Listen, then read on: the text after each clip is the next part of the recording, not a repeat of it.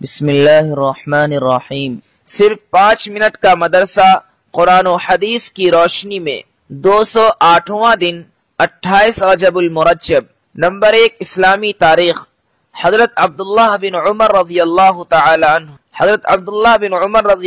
عنہ رسول اللہ صلی اللہ علیہ وسلم کے جلیل القدر صحابی اور حضرت عمر فاروق رضی اللہ عنہ کے سب سے زیادہ باکمال صاحبزادے ہیں۔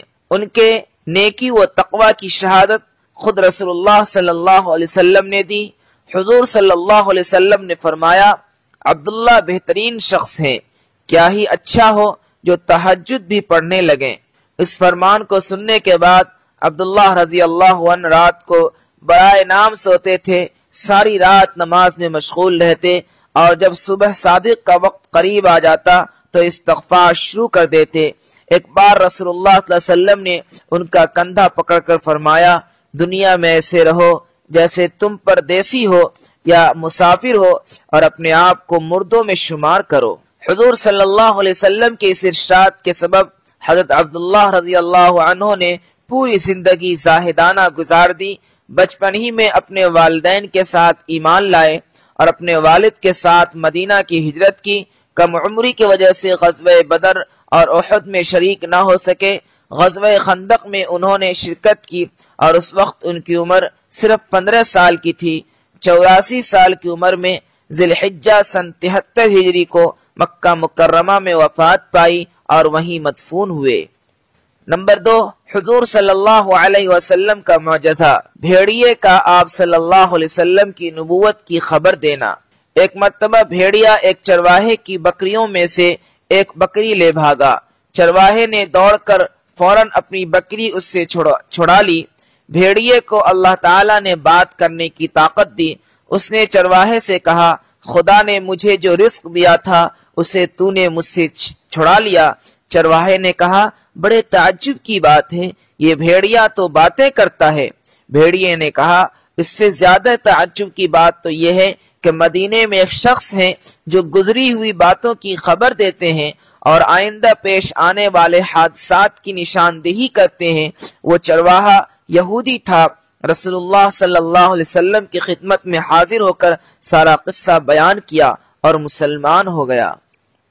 نمبر 3 ایک فرض کے بارے میں، تکبیر اولا کے ساتھ نماز پڑھنا۔ رسول اللہ صلی اللہ علیہ وسلم نے فرمایا، جو شخص 40 دن اخلاص سے تکبیر اولا کے ساتھ باجماعت نماز پڑھتا ہے تو اس کو 2 پروانے ملتے ہیں، ایک جہنم سے بری ہونے کا، دوسرا نفاق سے بری ہونے کا۔ نمبر 4 ایک سنت کے بارے میں، اسلام پر وفات پانے کے لیے جو یہ چاہے کہ اس کا خاتمہ ایمان پر ہو اور نیک لوگوں کے ساتھ رہے تو وہ یہ دعا کرے، فاطر السماوات والارض انت ولی فی الدنیا والآخرہ توفنی مسلما والحقنی بالصالحین۔ ترجمہ، اے زمین و آسمان کے پیدا کرنے والے، آپ ہی دنیا اور آخرت میں ہمارے آقا ہیں، ہمیں اسلام کی حالت میں وفات دیجیے اور نیک لوگوں میں شامل کر دیجیے۔ نمبر 5 ایک اہم عمل کی فضیلت، 2 محبوب کلمے۔ رسول اللہ صلی اللہ علیہ وسلم نے فرمایا، 2 کلمے ایسے ہیں جو زبان پر بہت ہی ہلکے ہیں اور ترازو میں بہت ہی بھاری ہیں اور رحمان کو بہت محبوب ہے، سبحان اللہ و بحمدہ سبحان اللہ العظیم۔ نمبر 6 ایک گناہ کے بارے میں، قرآن کو جھٹلانا۔ قرآن میں اللہ تعالیٰ فرماتا ہے، اس شخص سے بڑا ظالم کون ہو سکتا ہے جو اللہ پر جھوٹ بولے اور جب اس کے پاس سچی بات قرآن آئے تو اس کی تکذیب کر دے، کیا ایسے کافروں کا ٹھکانہ جہنم میں نہیں ہوگا۔ نمبر 7 دنیا کے بارے میں، دنیا چاہنے والوں کے لیے نقصان۔ قرآن میں اللہ تعالیٰ فرماتا ہے، جو شخص آخرت کی کھیتی کا طالب ہو ہم اس کی کھیتی میں ترقی کر دیں گے، اور جو دنیا کی کھیتی کا طالب ہو کہ ساری کوشش اسی پر خرچ کر دے تو ہم اس کو دنیا میں سے کچھ دے دیں گے، اور ایسے شخص کا آخرت میں کوئی حصہ نہیں۔ نمبر 8 آخرت کے بارے میں، اہل دوزخ کا رونا۔ رسول اللہ صلی اللہ علیہ وسلم نے فرمایا، دوزخ والوں پر رونے کا عذاب مسلط کیا جائے گا تو وہ اتنا روئیں گے کہ آنسو خشک ہو جائیں گے، اس کے بعد روتے ہوئے آنکھوں سے خون بہائیں گے، یہاں تک کہ ان کے چہروں پر گڑھے کی طرح پھٹن پڑ جائے گی، اگر ان میں کشتیوں کو چھوڑ دیا جائے تو وہ بھی ان میں چل پڑے۔